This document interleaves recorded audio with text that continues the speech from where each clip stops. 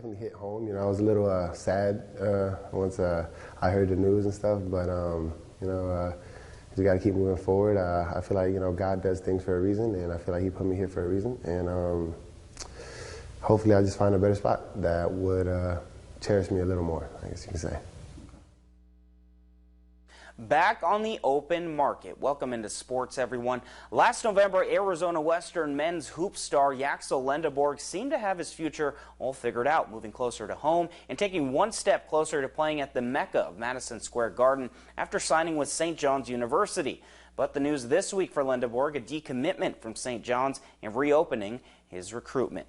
Lendeborg made the announcement via Twitter on Tuesday evening, 3 weeks removed from helping lead the Matadors to an NJCAA Region 1 title. The 6'9" forward now finds himself back on the open market as one of the nation's most sought-after junior college prospects.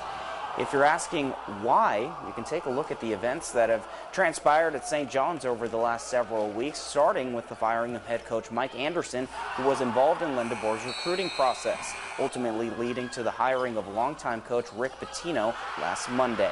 But Lendeborg now finds himself in a great position after posting a historic year, leading all of NJCAA Division I in rebounds per game with 13, which added to his career total. That career total making him the all-time leading rebounder in NJCAA Division I history. With offers already flooding in, he shares with us what went into his decision and what comes next. After communicating with the assistant coaches at St. John's, you know, we figured out that I wouldn't have the best situation there if I stayed, and I wouldn't have the same role as well. So I decided to reopen my commitment and see if I can find a better school with a better fit for me. I am excited. You know, I feel like I have more control over this recruiting process than I did the first time because I didn't know much. But it is a little nerve-wracking because you don't want to make the wrong decision and end up messing it up for your next 2 years.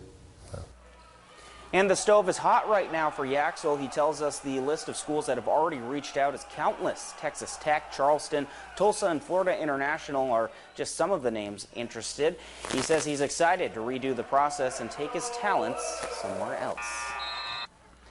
Let's shift on over to some afternoon girls tennis. Some young fans super excited to see the unbeaten Gila Ridge Lady Hawks taking on the Lady Raiders of Cibola.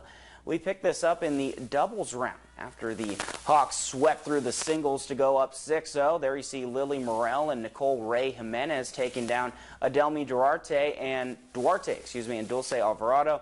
And then in the top doubles match, this fault serve right here would end it as Gila Ridge's Sarah Emmons and Faith Voorhees win 8-1 over Isabella Duenas and Brianne Gonzalez, setting up the final doubles match with the Hawks going for the clean sweep.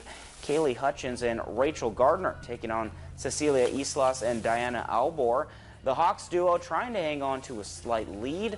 The serve from Gardner here, you're going to see it in just a second, eventually going to be returned right back to Gardner, who sends it back, then sends a quick backhand slice from the Raiders. Hutchins then gets a racket on it before it's returned again, and Gardner will put the finishing touches on it with the smooth backhand for the point. Later on, it's match point. The return on Gardner's serve hits the net, and that's all she wrote. Hawks win the team match 9-0 to improve to 11-0. It's also team win number 101 for Coach Travis Bogart over his 10 years after hitting the 100-win milestone yesterday at Rincon. He reflects on the journey, giving credit to his Lady Hawks as they continue their unbeaten streak. It's been a long 10 years. I had to learn the sport myself to get started, and the girls have made it a lot simpler. They've put in a lot of extra effort and stuff for me. So I'm just proud of this team. They're doing their best, and I enjoy being with them. The Lady Hawks get a little 2-week break now before heading to Basha on April 12th. Big congratulations to Coach Bogart and the Hawks. Over to Dean Stout Ballpark, Kofa Kings looking for their third win in a row after 2 W's against Independence, hosting the Glendale Cardinals earlier today. Starting in the bottom of the second inning, Kings already up 6-0, bases loaded. Walter Gallegos sends this into left field. Cards bring it back in quick. 1 run scores. Kings now up by a touchdown. It's 7-0. A few batters later, score now at 9-0. Bases are still loaded. Julio Reyna lifts this out to right, just deep enough for Gallegos to tag up from third. The lead just continues to grow. And on the celebration, Gallegos can't throw down the alley-oop here. Fortunately, these guys aren't playing in Rilo's gym. It's now 10-0 Kofa. Top three, Kings in some trouble here. Bases loaded with one away. Jesus Villa getting the swinging strikeout for out number 2. On to the next batter. This one's going to be a grounder over to Sebastian Villegas, and the future Occidental Tiger steps on second for the third outside retired. Kings get out of the bases loaded jam without a scratch, still 11-0, and this would be a cruise control win for Kofa, their third victory in a row. This one finishing via mercy rule in the 4th inning. Your final score, 15-0. That's all the time we have for sports.